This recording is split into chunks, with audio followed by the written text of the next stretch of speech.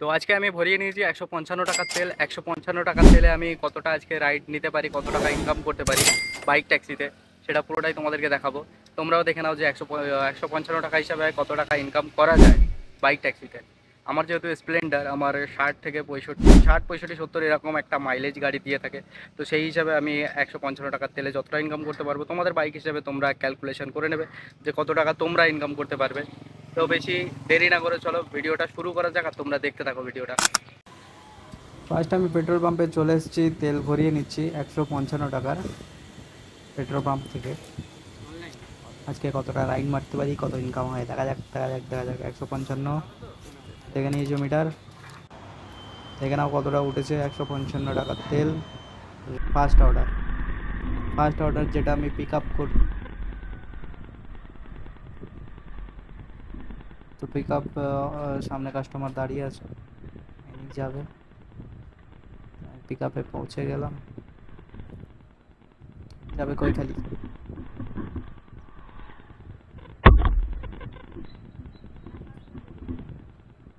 আপনি কৈখালি যাবেন তো?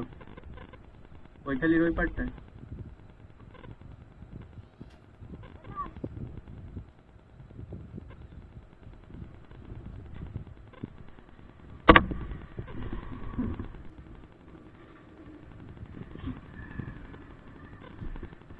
তো বেশি লেট না করে বেরিয়ে পড়লাম কৈখালির দিকে রওনা দিতে। যাই, 70 টাকার রাইড আছে, এটা মাত্র 4 কিলোমিটার মনে হয়, 4 কিলোমিটার না 3 কিলোমিটার ড্রপ আছে। এটা হলদিরাম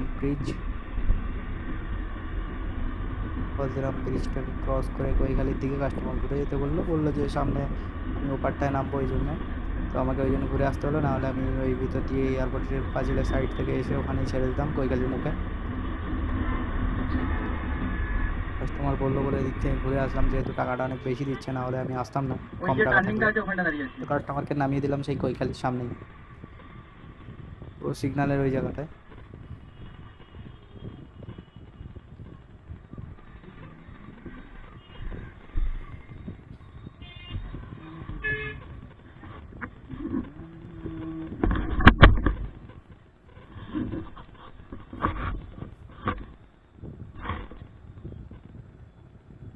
অনলাইন না ক্যাশ?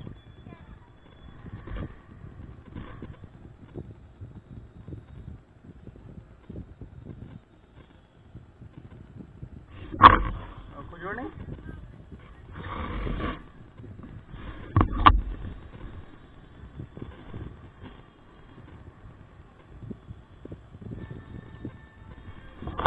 খুচরো নাই? হ্যাঁ।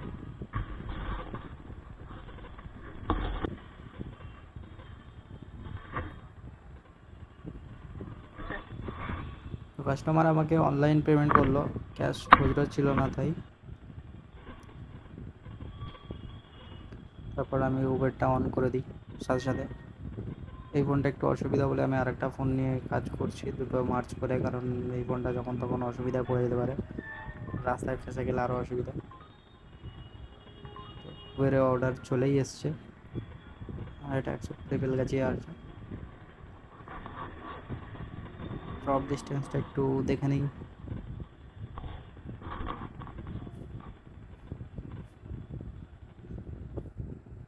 1.5 থেকে 2 কিলোমিটারের ড্রপ ডিস্টেন্স আছে, এই পিক আপ ডিস্টেন্স।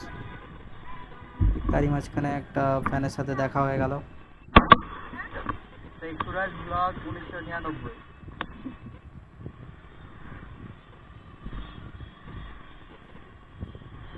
আমি পিক আপের জন্য বেরিয়ে পড়লাম ভিআইপি রোড ধরে।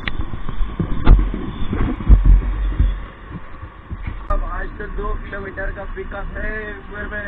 अच्छा হিন্দিতে হয়ে গেল, সরি ভাই লোক। 2 কিলোমিটারের পিকআপে যাচ্ছি এখন উবেরে। এখন বাজে 9টা মতো বাজতে যায়। তো আমি জানি বেলগাছিয়া থেকে আমি মোটামুটিভাবে একটা এটা যদি আমি নিয়ে চলে যাই 74 টাকা দিচ্ছে। বেলগাছিয়া এখান থেকে 7 কিলোমিটার দেখালো, 7 কিলোমিটারে যদি 74 টাকা দিয়ে থাকে তবে আমি বেলগাছিয়া থেকে আমার ভালো রাইড পেয়ে যাবো। সেই জন্য আমি যাচ্ছি, না হলে 2 কিলোমিটারের পিকআপে গিয়ে রাইডে কোনো লাভ নেই। আমি ওই জন্যই 2 কিলোমিটার পিকআপ কভার করছি। দেখি যেটা ভেবেছি সেটা যদি হয়তো খুবই ভালো, কারণ বেলগাছিয়া থেকে অনেক রাইড থাকে, অনেক উবের এক্সট্রা টাকা দেয় বেলগাছিয়া স্টেশনের ওখান থেকে, যেহেতু ওখানে হাই অ্যালার্ট জোন থাকে, পুরো রেড হয়ে থাকে, ইনসেন্টিভটা একটু এক্সট্রাই দেয় পুরো কাস্টমার এর আগেও এসে থাকে। তো তার যদি কোনো রাইড থাকে তো ফার্স্ট তুমি যদি আগে কাস্টমারকে পিক আপ, মানে এর আগে যদি রাইড নিয়ে দেবো কাস্টমার, তাহলে তোমাকেই আবার রিটার্ন রাইড দেবে। তো দেখি আজকে কাস্টমারটা এইটা ছিল আগের দিন।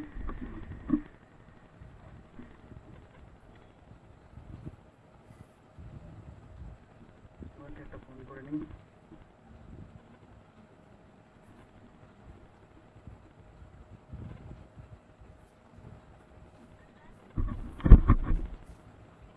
আর বলছি আমি আপনার লোকেশনে দাঁড়িয়ে আছি,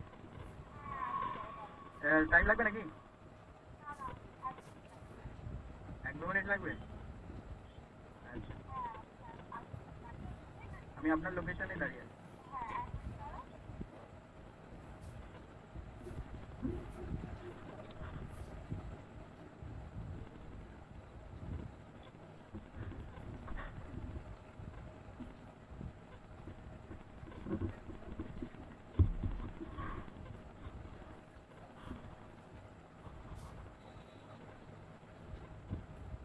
তিনটা বলুন।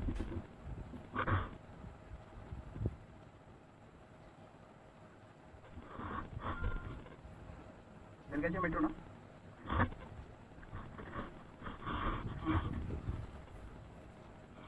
ঠিক আছে।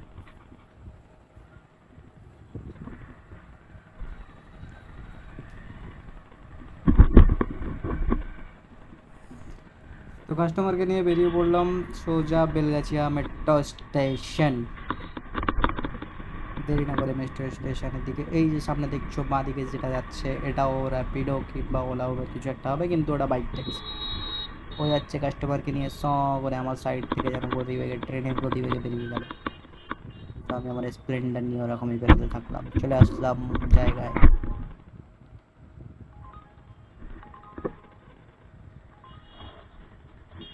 ऑनलाइन और क्या?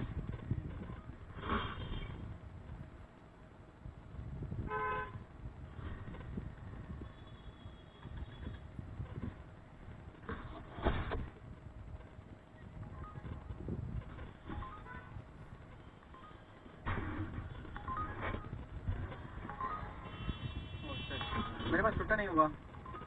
नहीं नहीं नहीं, ऑनलाइन।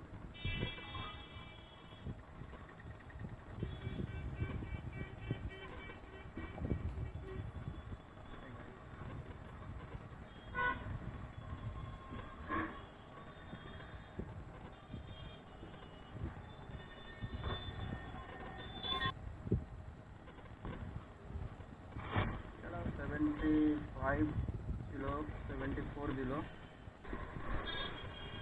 উবের 71 টাকা দিয়েছে।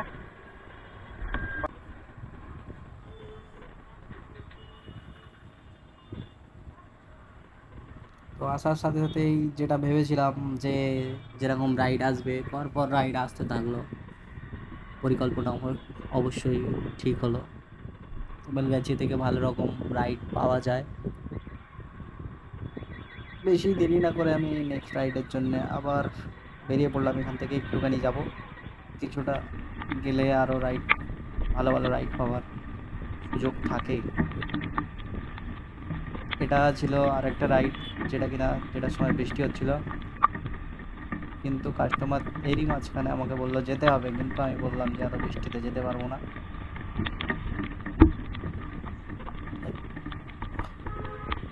এটা শ্যামবাজারের রাইড আছে, পিক আপ করেছি লেকটাউন থেকে।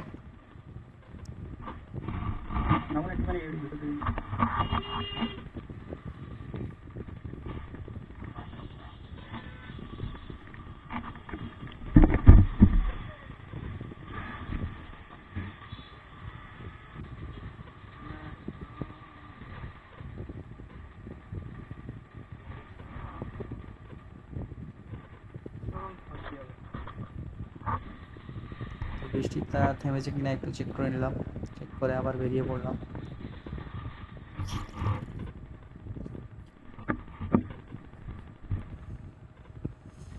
গাড়ি মোছামুছি করলাম একটু, না হলে আবার কাস্টমারের পেছনটা একটু ভিজে যাবে। এখান থেকে বেরিয়ে যাই শ্যামবাজার। তো শ্যামবাজার যাওয়ার যে একটা শর্টকাট আছে, শর্টকাটটা আমি তোমাদেরকে দেখাচ্ছি। খালপাড়ে এই সাইড থেকে শ্যামবাজারের সিগন্যালটা একটু জ্যাম বেশিক্ষণ থাকে, ওই জন্য এই শর্টকাটটা এখান থেকে নিয়ে নিই। আর উল্টোডাঙা ঘুরে গেলে ওখান থেকে একটু লেট হবে। তো এই যে গলিটা দেখতে পাচ্ছ, তো এখান থেকে ঢুকে যাবে। এখান থেকে ঢুকে গেলে ডাইরেক্ট পরিয়াপুকুরে এই সাইড দিয়ে উঠে যাবে। এটা অনেকটাই শর্ট আছে আর প্লেন রাস্তা থাকে। তো হাতিবাগানের দিকে কাস্টমারের ড্রপ লোকেশান, এটা হাতিবাগানের ওই সিগন্যালটা। হাতিবাগানের সিগন্যালটা ক্রস করে একটুখানি ঢুকেই কাস্টমারের ড্রপ লোকেশান, যেখানে কাস্টমারকে ড্রপ করব। কাস্টমারের ভাড়া ছিল 102 টাকা, 102 টাকা 117 টাকা এরকম কিছু একটা ছিল।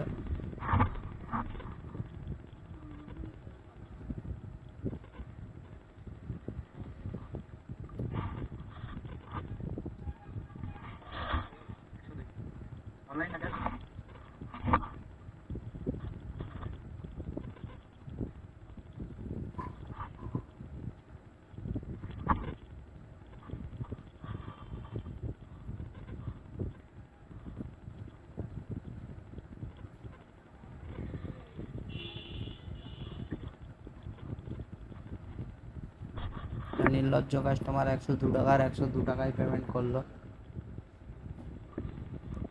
কাস্টমারের রেটিং একটা দিলাম, কারণ ভিজে ভিজে আসা সত্ত্বেও এই কোনো রকম কোনো কিছু বললো না। একটু বেশি দেওয়ার দরকার ছিল, দিল না বেটা। 102 টাকা নিয়ে আবার ফের গেছি স্টেশন। ওখান থেকে আর একটা রাইড আছে এখানে, যেটা কিনা ওলায় আমি অ্যাকসেপ্ট করেছি। কাস্টমারটাকে এখান থেকে তুলবো আর লেক টাউনে ছাড়বো। ওলা আমাকে দিচ্ছে কাস্টমার চোখের সামনেই আছে।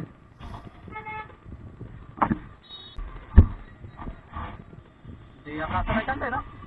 आप रास्ता जानते हैं ना?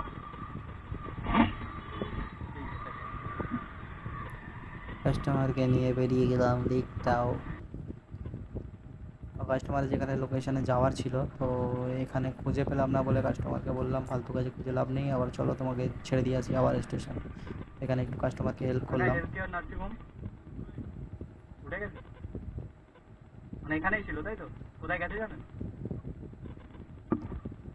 যে নার্সিংহোমটার খোঁজ করছিল কাস্টমার, কিন্তু এখানে তো নেই, অনেক দিন আগে উঠে গেছে। তো কাস্টমারের এখানে কোনো কাজ নেই, তো বললো যে আবার ফের ড্রপ করে দিতে। তো আমি আবার ফের গেছি স্টেশন। এটা টোটাল ভাড়া ছিল 64 টাকা কাস্টমার আমাকে দেয়।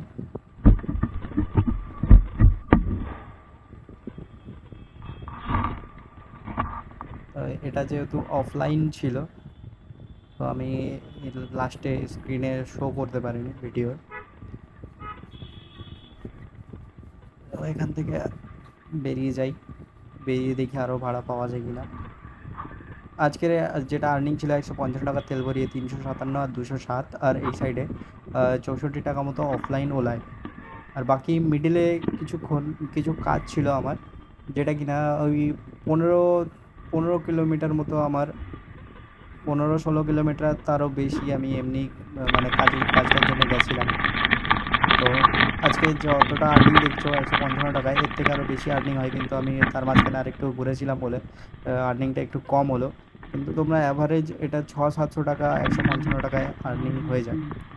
রাস্তার মাঝখানে এরকম কিছু দেখলে অবশ্যই তোমরা ওটাকে সাইড করে দেবে, কারণ বলা যায় না কখন কী কার হয়ে যায়, হয়তো তোমার সাথে ঘটে যেতে পারে। তাই আমি দ্বিধাবোধ না করে রাস্তায় পড়ে থাকা জিনিসটাকে তুলে এক সাইডে করে দিলাম।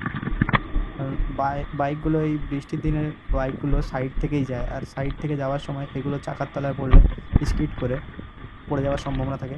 তো আজকে আমি অতটাই রাইড মেরেছি, তারপরে আমি ডাইরেক্ট বাড়ি চলে আসি। একটু ভিজতে ভিজতে বেশ ভালো মজা লাগছিল, কারণ অনেক রোদের পর বৃষ্টিটা এসেছিল, যেটা ভিজতে খুবই ভালো লাগছিল। আর তার মাঝখানে ভিজতে ভিজতে যাচ্ছি বাড়ির দিকে। তো তোমরা কত 155 টাকা কিংবা তোমরা কত টাকা তেল ভরিয়ে কতটা কাজ করো, তোমরা যদি কাজ করে থাকো অবশ্যই কমেন্টে জানাতে পারো এরকম কাজ কী হয় না হয়। আর তোমাদের কোনো কোশ্চেন থাকলে, আর তোমরা যদি জয়েন করতে চাও বাইক ট্যাক্সিতে, তবে ডিসক্রিপশানে লিঙ্ক দেওয়া থাকবে, তোমরা ওখান থেকে অবশ্যই জয়েন হতে পারো। আর অপেক্ষা করো আমার নেক্সট ভিডিওর জন্য, তোমাদের জন্য আর একটা ভিডিও নিয়ে আসবো। তোমরা যেটা কমেন্ট করবে যে অসুবিধা হবে সেগুলোর উপরে ভিত্তি করে ভিডিওটা আসবে। তোমাদের যে প্রয়োজন আছে অবশ্যই তোমরা কমেন্ট করো, ভিডিও বলো আমাকে, আমি অবশ্যই তোমাদেরকে হেল্প করার যথারীতি সাহায্য করবো। ভিডিওটা যদি ভালো লেগে থাকে অবশ্যই লাইক, কমেন্ট, সাবস্ক্রাইব করে দাও।